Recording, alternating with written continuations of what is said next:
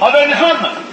Haberiniz var mı? Sıcak yatağınıza yatarken, evlerinizde yatarken haberiniz var mı? Bugün aç değil aç. 1 milyon Müslüman Türk bugün yeni bilim kamplarda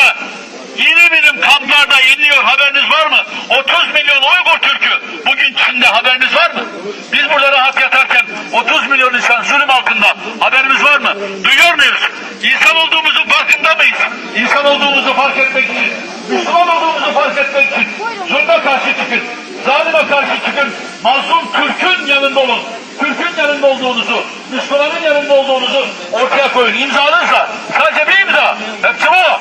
Bir imza, evet.